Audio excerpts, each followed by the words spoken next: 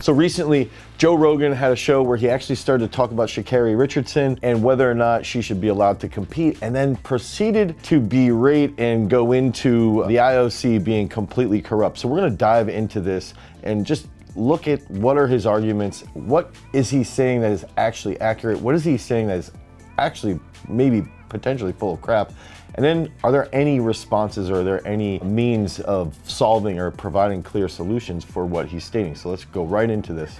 The Joe Rogan Experience. How'd you feel about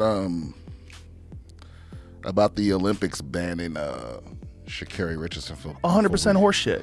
First of all, I think the Olympics are disgusting because that lady should be getting paid millions of dollars. All of them should be getting paid millions of dollars. All the winners of the gold medals, all those people that are generating insane amounts of wealth for the Olympics, they should get a giant piece of that. They're responsible for the reason why people are watching the Olympics. Right. Okay, so right off the bat, if we can think about what Rogan has stated, he says, you know, Sha'Carri Richardson it's complete horse.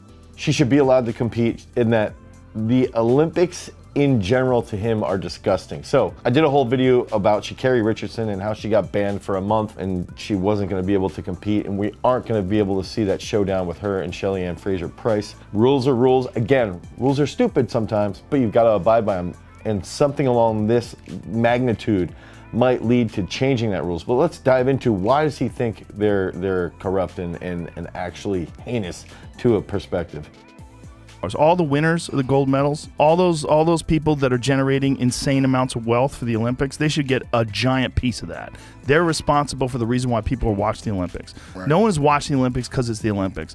They're watching the Olympics because you see the best athletes on the world, right? Yeah. You see the best athletes who have gone through all these competitions and reached this insane pinnacle. Okay, so right off the bat, it's tough because Joe Rogan goes in and starts to say how all these athletes that have won gold medals, they should be making millions of dollars because they are in essence helping the Olympics, the IOC, make millions of dollars. And I think that I agree with him to a point, and he does sort of put off the feeling that none of these athletes are actually making any money that are winning the gold medals. I will say some of them are doing well financially. I also think, you know, this is a pretty big blanket statement. It's a short clip, so he might not actually believe this, but I think that to stand by that, you've got to sort of dive deeper into which sports are actually making the IOC money, if indeed they are making the IOC money. So typically what you're gonna see with TV ratings are gonna be swimming, gymnastics, and thinking about Simone Biles, like she does pretty well financially. Could she be making more money? Absolutely, but I do believe she's pretty financially set. Now, track and field, there's a lot of gold medalists that are making tons of money, and there's a lot of medalists that aren't making a lot of money. So it's really dependent upon each specific event. And I think once you get into, you know, swimming, some of those athletes are doing really, really well. Some of those athletes are pretty underpaid. And I think it goes back to the national governing body for them. So if you're an American swimmer or an American wrestler, it would come back to USA Wrestling or USA Swimming and what they're actually funding them. So I think from the IOC perspective, initially he is accurate there. Skill development, right? And they're getting nothing. They're getting zero, and the whole world's watching, and they're selling. Now, to clarify, he's saying that they're getting nothing, they're getting zero. They are getting something. The IOC does reward you for medaling at the Olympics. So if you go to the Olympics and you get, you win a gold, you win a silver, you win a bronze, you do get a financial return from the IOC for medaling. So that's not entirely accurate. Is it of value, of market value for the money that you're bringing the IOC for that watch time? Probably not, but possibly depending on your sport. Crazy advertisement, and that money's being generated, and the networks are making it, and the IOC is making it, and all these other people are making it, and the athletes, the whole reason people are tuning in, they get nothing. It's insane. It's a disgusting, corrupt system. It's gross. Okay, so he does a good job of basically the athletes aren't doing anything, and I think the issue I have, the athletes aren't getting anything from the IOC or from the broadcast, right? The broadcasts, they're making tons of money, and essentially the way it works and I think that this is a really, really important concept, is that the IOC has their own broadcasting, okay? So they have their own broadcast company, and this started, I believe, in 2008. Their own broadcast company puts on all of the cameras, they put on all of the shooting. They have this huge like pyramid in Tokyo that's pretty sweet actually, as a broadcasting center. And what happens is, so the IOC broadcasts it individually, but then they give the rights to BBC, NBC, you know, whatever, Al Jazeera, all these major networks. So these major networks will have people on the ground, and they will be there to sort of supplement what everyone else is shooting, what the IOC is shooting, but they essentially have to buy the rights from the IOC's network company. That's the way the actual filming is set up, and that's the way the shots are set up. Where I think the problem is that Joe's argument is more that the IOC should be about the athletes, and the Olympics and the Olympic funding, like the broadcasts, should be about the athletes financially, from a financial perspective. And I think I don't disagree with him, but I think where we're at currently is that the IOC is corrupt, and they put that on that it is for the athletes, but in reality, the IOC is not for the athletes. The IOC is, even though it's listed as a not-for-profit, the IOC is for profit and for, you know, uniting all of these different events together. And then the IOC is all about broadcasting this and just making money off the broadcast of the athletes. So the IOC is more so, and I think that as the public gets more educated on this, we have to recognize the IOC is not for the athletes. The IOC is for the broadcast and organization of the event. That's it. So if we can change our mindset initially and look at it as that perspective, now as athletes, as coaches, as national governing bodies, so USA Wrestling, USA Weightlifting, USA Track and Field, and all the other various countries with their governing bodies, if we look at it through that lens, we can approach this from a decentralized system, and now we can start to put more financial reimbursement or more financial gains on the national governing body, and even on coaches and on athletes. So I think that that's a key factor here that we've got to clarify. Once they're gone, they fall apart. Oh yeah, yeah. Well, it's a lot of times, you know, these countries, they build up this whole thing for the Olympics, and they're incentivized, and there's a lot of money that flows into the city, and then once they pull out of that, I mean, the people that live in that country are like, hey, well, why didn't you spend that shit on... Okay, so Joe's starting to go into you know, building up the Olympics, building up the infrastructure for the Olympics, and then, you know, using Rio as an example. The Rio Olympics ended, and basically, you know, the aquatic center is already in shambles. There's weeds growing up through the water, and it's just a complete disaster. I agree with this. Now, one thing though is that if we use Sydney as an example, or London as an example, even Beijing to a point, the Olympics, especially in Sydney, they did a really, really good job of pre-planning what's going to be temporary, what are going to be centers that they're going to use that are already built there, and then what are they going to do with the permanent centers. So taking, you know, what they've done in London is they use the Olympic Village now.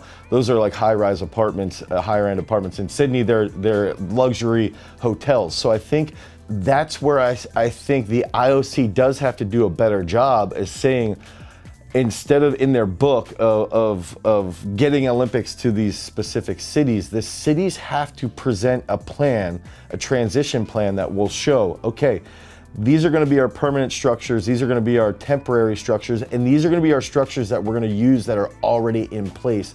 And then these are our plans to actually utilize and then take from the Olympics, when the Olympics are done, when those 16 days end. This is what we're going to do with all this infrastructure that we put into that area, so that there's a more progressive means of transition. That transition period is much more sound, and Tokyo is doing this.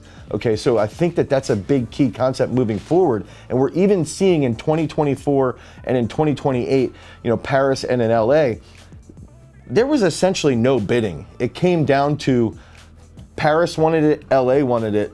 So 24, 28 were assigned to those two countries. I believe, and I agree with them, the IOC is extremely corrupt, but I do believe they're doing a better job now looking at that going like, okay, some of these countries literally like Rio in Brazil, they didn't do a good job with that. And now a lot of those venues are actually struggling. So I do agree with that. Weed, For weed. It's so dumb. It's so dumb. For weed. It's so dumb. Look, if they caught her doing steroids or EPO, okay, I get it. Okay. But man, there was a lot of people. I agree with that too. You know, Joe talks about how he starts to go into how some people were saying that her marijuana was a masking agent. You people are stupid, you're dumb, you don't understand masking agents, you don't understand what's going on. She got tested and got popped, not for steroids, not for performance-enhancing drugs, but she got popped for a street drug, for marijuana, for THC, that's it. There's no conspiracy here. And what's interesting that I do believe is that Joe starts to talk about how people with conspiracies, they can't look at things for what they are. And I do find that to be interesting coming from someone like Joe, who's supported the historical perspective of Graham Hancock, which is a whole nother long discussion on conspiracies, but let's dive deeper into this discussion. There was like a lot of people accusing her of a conspiracy. So the reason why she smoked weed was so that she could get caught for weed and not get caught for steroids. Like, I was reading this, I'm like, people can't just look at things for what they are. Everyone has to like look at things like with this conspiracy theory lens. Yeah, I mean, but that's just idiots. Yeah. Like people that peddle in conspiracies and rumors, it's like it's a substitute for doing the work to become actually intelligent. You just say the opposite of what everyone's saying. It is. However, track and field apparently has been one of the dirtiest sports. Like, they've been cheating from the jump. Oh, yeah. Apparently, like, most countries cheat. They try to figure out a way to juice their athletes up.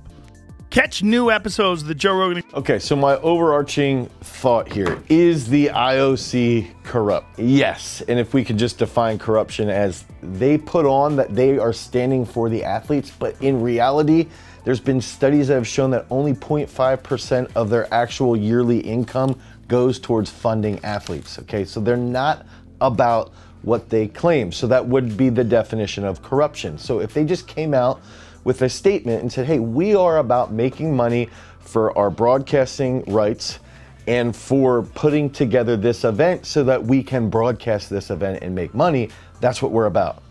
What I think that would do is that would create this paradigm shift, that would create mindset shift for athletes and for coaches to be like, all right, now the funding is not from the IOC, we shouldn't expect it from these medals. We should be expecting it, and we should be creating it with our national governing bodies, and we should be trying to figure out as coaches how we can lead to funding our athletes more effectively. You know, Sha'Carri Richardson was not a shoo-in. Could she have won? 100%. Would she have won? I think probably at least silver, probably gold. Was marijuana used as a masking agent in her example? No. What ends up coming down to this, so when we're talking about the Olympics and whether the Olympics are a total farce, the Olympics are a farce in the fact that people train for for decades to get to the Olympics, and then they might medal at the Olympics and they still have almost nothing financially to show for that. Now, that doesn't discount the actual stories and the journey and the experiences, the life experiences that these athletes go on. Their journeys are phenomenal, and I think that's the most interesting part behind the Olympics, is that it creates an incredible journey. And I think that that's where we're at right now. I think we're going to see over the next 15 to 30 years in that realm is that the financial aspect is going to be put more on coaches. Like myself, I've got 5 athletes going to Tokyo. I'm leaving to go to Tokyo. I will be in Tokyo. And it's starting to be something that I want to take on as my role as a coach, is not just to get 5 athletes to the Olympics, but to fund 5 athletes so they can get there. And I think that when we as coaches take on that role, now we can see things from a more social, communal perspective. And it's like, my athletes are going to do well. I will benefit financially from that. And now, because I'm benefiting financially from that and I'm figuring out the finances behind it, I need to also scratch their back. And that's really where the system of reciprocation needs to be. Track and field, it's a dirty sport, no more dirty than UFC, Olympic weightlifting. There's probably some dirtier sports, there's some cleaner sports. And again, it comes back to what can we change with the IOC? They've got to change what they're about because they're clearly not about the athletes. We've got to figure out with each national governing body how they can run more effectively because there's a lot of corrupt national governing bodies. There's a lot of corrupt international governing bodies. So if we're talking about, World Athletics Federation, if we're talking about even, United World Wrestling, these are all slightly corrupt federations because there's a lot of money involved. So it comes back to that grassroots level. The only way we can prevent that corruption is internally in each group, in each training group. We have to be proactive from a financial perspective. Not only is strength coaching or coaching specific athletes in the throws or in wrestling or whatever that event sport is going to be, Olympic weightlifting, whatever. It's not just about developing that athlete physically. It's going to be developing that athlete physically. It's going to be developing that athlete mentally. And I believe the best coaches in the next 15 to 30 years, you're going to be seeing a huge shift where we develop the best athletes physically, mentally, and financially, and that's going to be the most important progress that we make as coaches. So if you want more information about becoming a better athlete, check out this card right here. Until next time, guys, peace.